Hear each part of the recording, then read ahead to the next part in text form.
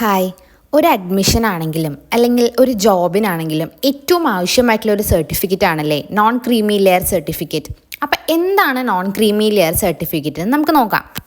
Non creamy layer certificate എന്ന് പറയുന്നത് government of India OBCക്കാർക്ക് issue ചെയ്യുന്ന ഒരു സർട്ടിഫിക്കറ്റ് ആണ്. ഒരു എഡ്യൂക്കേഷൻ്റെ കാര്യത്തിനോ അല്ലെങ്കിൽ ഒരു ജോബിൻ്റെ ആവശ്യത്തിനോ നമ്മൾ ഏറ്റവും ഇമ്പോർട്ടൻ്റ് ആയിട്ട് വെക്കുന്ന ഒരു ഡോക്യുമെൻ്റ് ആണ് നോൺ ക്രീമി ലെയർ സർട്ടിഫിക്കറ്റ് എന്ന് പറയുന്നത്.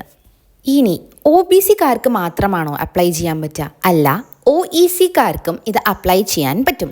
അതർ എലിജിബിൾ കമ്മ്യൂണിറ്റിയിലുള്ളവർക്കും ഈ നോൺ ക്രീമി ലെയർ സർട്ടിഫിക്കറ്റിന് എഡ്യൂക്കേഷണൽ അല്ലെങ്കിൽ ജോബ് പർപ്പസിന് യൂസ് ചെയ്യാവുന്നതാണ്. നമുക്കിനി ആരൊക്കെയാണ് ഈ സർട്ടിഫിക്കറ്റിന് എലിജിബിൾ എന്ന് നോക്കാം. അതായത് OBC അല്ലെങ്കിൽ OEC കാറ്റഗറിയിലുള്ളവർക്കാണെന്ന് പറഞ്ഞു. അതിൽ തന്നെ നമുക്ക് കുറച്ച് ക്രൈറ്റീരിയാസ് ഉണ്ട്. അതായത് നമ്മുടെ ആനുവൽ ഇൻകം എന്ന് പറയുന്നത് 8 lakhs താഴെയായിരിക്കണം. അതൊരു സാലറിയിൽ നിന്നോ അല്ലെങ്കിൽ ഒരു അഗ്രികൾച്ചറിൽ നിന്നോ ആണെങ്കിൽ അത് ഇൻക്ലൂഡ് ചെയ്യില്ല. ഒരു ബിസിനസ്സിൽ നിന്നോ ഒരു പ്രോപ്പർട്ടി ഇൻവെസ്റ്റ്മെൻറ്റിൽ നിന്നൊക്കെ ആണെങ്കിൽ അത് ഇൻക്ലൂഡ് ചെയ്യും.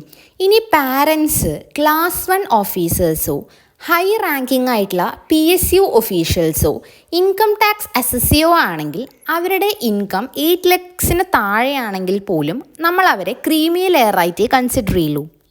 ഈ non creamy layer certificate apply ചെയ്യാൻ എന്തൊക്കെ ഡോക്യുമെൻറ്റ്സ് വേണമെന്ന് നോക്കാം. റേഷൻ കാർഡിൻ്റെ കോപ്പി, ആധാർ കാർഡിൻ്റെ കോപ്പി, SLC സർട്ടിഫിക്കറ്റിൻ്റെ കോപ്പി, പാരൻസിൻ്റെ സ്കൂൾ സർട്ടിഫിക്കറ്റിൻ്റെ കോപ്പി. അപ്പം നമ്മുടെ എഡ്യൂക്കേഷണൽ അല്ലെങ്കിൽ ജോബ് പർപ്പസ് ഇൻസൈഡ് കേരളയാണെങ്കിൽ നമുക്ക് വില്ലേജ് ഓഫീസർ ആയിരിക്കും നോൺ ക്രീമി ലെയർ സർട്ടിഫിക്കറ്റ് തരിക. അതല്ല ഔട്ട്സൈഡ് ഇന്ത്യ ആണെങ്കിൽ തഹസിൽദാർ ആയിരിക്കും നമുക്ക് സർട്ടിഫിക്കറ്റ് തരിക. ഡോക്യുമെൻറ്റ്സിൻ്റെ കോപ്പി കയ്യിൽ വെക്കുന്ന സമയത്ത് ഒറിജിനൽസും കയ്യിൽ വെക്കണം. അപ്പോൾ ഇൻഫോർമേറ്റീവ് ആയിട്ടുള്ള വീഡിയോസിന് ചാനൽ സബ്സ്ക്രൈബ് ചെയ്യാൻ മറക്കരുത്. Thank you for watching.